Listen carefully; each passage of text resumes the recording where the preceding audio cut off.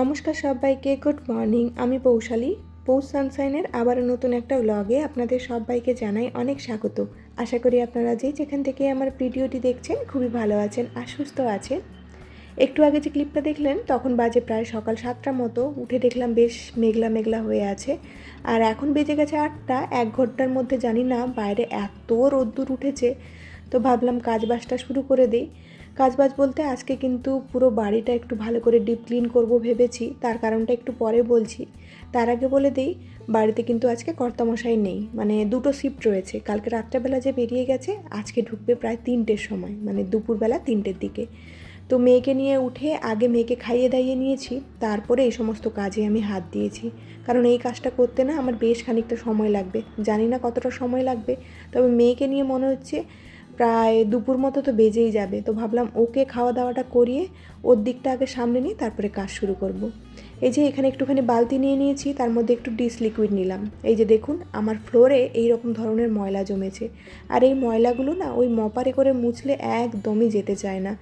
আর বেশ কয়েকদিন জমতে জমতে এখন এমন হয়ে গিয়েছে যে চোখে দেখা যাচ্ছে আর কি। আর এই চোখে না দেখা যাওয়া অবধি আমি হাত দিই না, কারণ এই কাজটা করতে যেরকম সময় লাগে সেরকম বেশ খাটুনিও আছে। কিন্তু আমি এরকম বালতিতে একটুখানি জল নিয়ে তার মধ্যে ভিম লিকুইড নিয়ে নিয়েছি, আর এরকম একটা স্ক্রাবার দিয়ে ভালো করে ঘষছি গোটা ফ্লোরটা। আর পাশেই আরেকটা বালতিতে পরিষ্কার জল রেখে দিয়েছি, আর এরকম একটা ভিজে কাপড় দিয়ে তার উপরে মুছে নিচ্ছি। মানে পুরো ফ্লোরটাকে একবার এরকম স্কোয়ার প্যাড দিয়ে ঘষবো আর একবার মুছবো। আর একটা জায়গাতে এতটা পরিমাণে ময়লা জমেছে, আমাকে প্রায় 4-5 বার গায়ের পুরো শক্তি দিয়ে ওই জায়গাটা মুছতে হচ্ছে। এগুলো বেশিরভাগ হচ্ছে আমার মেয়ের ফেলা নোংরা, মানে ও হয়তো খেতে খেতে কখনো ফেলে দিল বা খাওয়ার হাত নিয়ে এই সমস্ত ফ্লোরে দিয়ে দিল। তো সেগুলো তো আমি হয়তো মাঝে মধ্যে খেয়াল করতে পারি না, মানে দেখতে পাই না। আর পরের দিন যখন মোছা হয় তখন কিন্তু ওই মপে করে যায় না। আর মাঝে মধ্যে এরকমও দাগ লেগে যায় যেগুলো একদমই চোখে দেখা যায় না।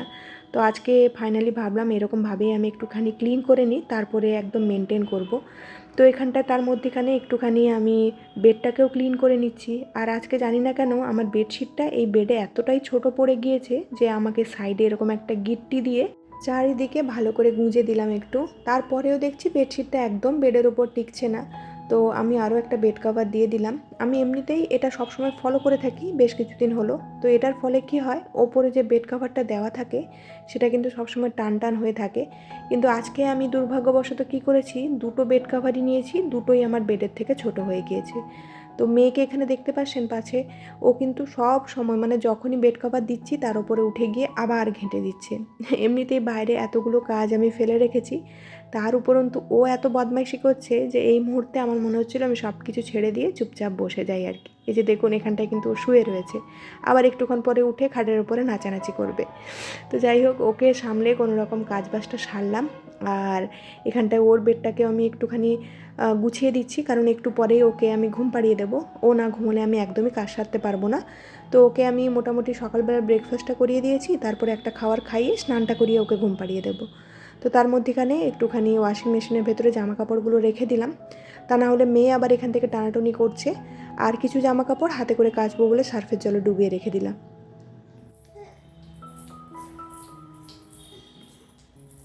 আর ওদিকে কিছুটা কাজ এগিয়ে আমি এখন চলে এসেছি একটুখানি নিজের যত্ন নেব বলে। আজকে যেহেতু লম্বা একটা কাজের লিস্ট রয়েছে, তার আগে ভাবলাম একটুখানি হট অয়েল মাসাজ করে নিই। তো বাটিতে একটুখানি গরম জল নিয়ে তার মধ্যে তেলের কৌটোটা বসিয়ে দিয়েছিলাম। তেলটা একটু একটু গরম হয়ে গেছে, ফার্স্টে একটু মেয়েকে মাসাজ করে দিতে হলো, তা না হলে কিন্তু আমাকে তেল লাগাতে দেবে না। তারপরে আমি একটু তেল লাগিয়ে নিচ্ছি, আর এখন কিন্তু মাথাটা একদম ভিজে গেছে, তাও ভিজে চুলের ওপরে অল্প করে তেল লাগিয়ে নিলাম। আর এখন আবারও চলে এসেছি কাজে। ওদিকে যে ঠাকুর ঘরটা আছে ওটা কিন্তু আমার হয়ে গিয়েছে, আর এখন আমি লিভিং রুমটাকে ধরেছি। তো পুরো ফার্নিচার আজকে সরিয়ে সরিয়ে আমি পরিষ্কার করব আগে থেকে ভেবে রেখেছিলাম। তো সবার আগে আমি ডাইনিং টেবিলটাকে সরিয়ে নিলাম। আর ডাইনিং টেবিলের নিচে কিন্তু সেরকম একটা ময়লা হয়নি বললেই চলে, তো খুব তাড়াতাড়ি হয়ে গেল। আবার আমি ডাইনিং টেবিলটাকে জায়গায় রেখে দিলাম, আর এখন আমি একটু সোফাটাকে সরিয়ে নিচ্ছি। তো যেই যেই ফার্নিচারগুলো সরাতে পারবো সেগুলোই সরাচ্ছি। আর দেখুন সোফার পেছনে কতটা ময়লা হয়েছে। তো এখানটা ঝাড়ু দিয়ে আমি ভালো করে মুছে নিয়েছিলাম, আর একটা ভিজে কাপড় দিয়ে এখন সোফার পেছন দিকটা একটু ভালো করে মুছে নিচ্ছি। এই জায়গাগুলোতে তো সবসময় হাত পৌঁছয় না, তো ভাবছি আজকে যখন ক্লিন করছি একদম ডিপ ক্লিনই করে নিই। আর এখানটায় সোফাটা আরেকটু পেছন দিকে ঠেলতে দেখুন কত ময়লা, মানে এগুলো সমস্ত আমার মেয়ের খাওয়ার দাওয়ার ওর ফেলা নোংরা আর কি।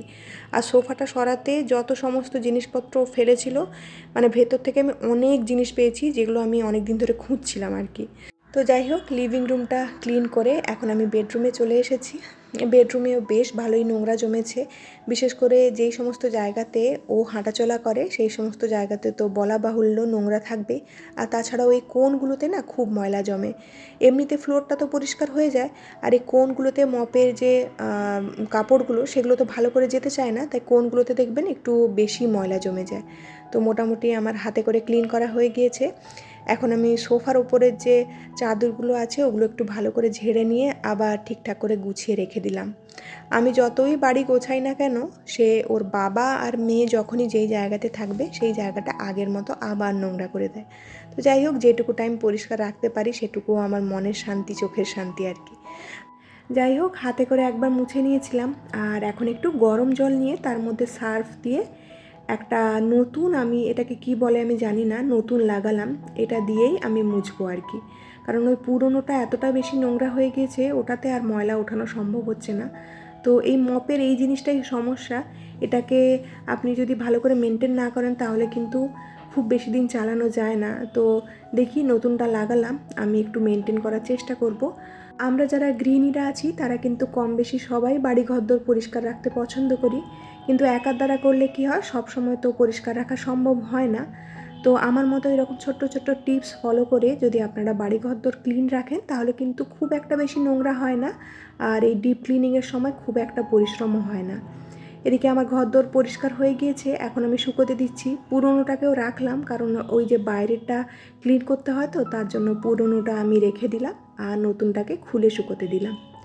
ততক্ষণে কিন্তু হাজব্যান্ডও চলে এসেছে, যেহেতু আমার রান্না হয়নি তাই ওর জন্য প্রেশার কুকারে একটুখানি ভাত আর ডাল সেদ্ধ, আলু সেদ্ধ, পাঁপড় ভাজা করে দিয়েছি। যতক্ষণ ও স্নান করছিল ততক্ষণে কিন্তু আমার প্রেশার কুকারে এই কয়েকটা রান্না হয়ে গিয়েছে। ওদিকে সমস্ত কাজকর্ম সেরে নিয়েছি, আর এখানটায় কিন্তু আমার আজকে বাথরুম পরিষ্কার করার দিন ছিল, সেটাও করে নিলাম। আর এক বালতি জামা কাপড়ও কাচার ছিল, সেটা কেচে নিয়েছি। এখন আমি বাথরুমে একটুখানি ওয়াইপার লাগিয়ে দিচ্ছি ভালো করে, যাতে শুকিয়ে যায় তাড়াতাড়ি। আর এই কয়েকটা জামা কাপড় এখন বাইরে শুকোতে দেবো আর কি। যেহেতু বাড়িতে মেয়ে থাকে তাই সবসময়ের জন্য এই রকম ছোটো ছোটো টিপস ফলো করার আমি চেষ্টা করি। সপ্তাহে 1 থেকে 2 দিন গরম জলে আমি ফ্লোরটাকে ক্লিন করে নিই, যেহেতু এখনও চারিদিকে হাঁটাচলা করে, চারিদিকে জিনিসপত্র কুড়িয়ে কুড়িয়ে খায়, তো সবসময় ফ্লোরটাকে একটু ভালো করে ক্লিন রাখার চেষ্টা করি আর কি। আর এরকম করে হাতে আমি সপ্তাহে 1 দিন করে মুছে থাকি। যে কোনো দিন হাতে আমি মুছে নিই আর কি। আগে আগে মাসে মুছতাম, কিন্তু এখন এতটা বেশি নোংরা হচ্ছে, তো সপ্তাহে 1 দিন আমি হাতে করে মুছে নিই। তো চেষ্টা করব সেটা পরবর্তীকালে যাতে আরেকটু বেশি বাড়িয়ে দিতে পারি, মানে সপ্তাহে 2-3 দিন যাতে হাতে করে মুছতে পারি সেটা চেষ্টা করব। তো ওদিকে যে কয়েকটা জামা কাপড় হাতে কেচেছিলাম সেগুলো বাইরে মেলে দিয়ে এসেছি, আর এখন গিয়ে আমি ওয়াশিং মেশিনটা চালিয়ে দিলাম। এখন চলে এসেছি আবার রান্নাঘরে। আজকে বেশি কিছু করব না, যেহেতু হাজব্যান্ড খেয়ে নিয়েছে, তাই অল্প করে একটু ফুলকপি আলু দিয়ে খিচুড়ি বানাবো গোবিন্দভোগ চালের আর কি। আলু ফুলকপিটাকে আমি ভাজতে বসিয়ে দিয়েছি, আর একটা কড়াইতে খিচুড়ির মশলাটাকে কষাতে দিয়ে এসেছি। এই টমেটো, আদা আর একটু জিরে ফোড়ন আর গোটা গরম মশলা দিয়ে মশলাটা কষা হয়ে গিয়েছে। তো এখানটায় আমি সমান পরিমাণে গোবিন্দভোগ চাল আর মুগের ডাল নিয়েছিলাম, ধুয়ে রেখে দিয়েছিলাম, ভালো করে দিয়ে কিছুক্ষণ ভাজা ভাজা করে নিয়েছি। আর এখন গরম জল দিয়ে দিলাম। গরম জল দিলে কিন্তু খিচুড়িটা তাড়াতাড়ি হয়ে যায়। আর এখন আমি সব কিছু একটু তাড়াতাড়ি করারই চেষ্টা করছি, কারণ ঠাকুরকেও ভোগ দিতে হবে, আমারও খাওয়ার রয়েছে। তো এখানটা একটুখানি আলুও ভেজে নিচ্ছি তার জন্য।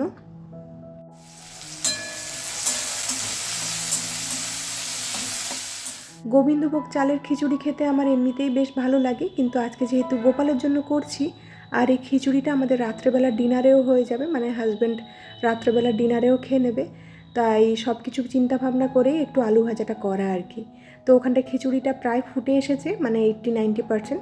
তো তার মধ্যে আমি একটুখানি ভাজা আলু আর ফুলকপি দিয়ে দিলাম। আর এখানটায় কালকে মার্কেট থেকে কিছু কিছু গ্রসারির বাজার করা হয়েছে, সেগুলো একটুখানি আনপ্যাক করে নিচ্ছি। প্রথমেই মেন ন্যানটাকে আমি একটা কৌটোর মধ্যে রাখছি।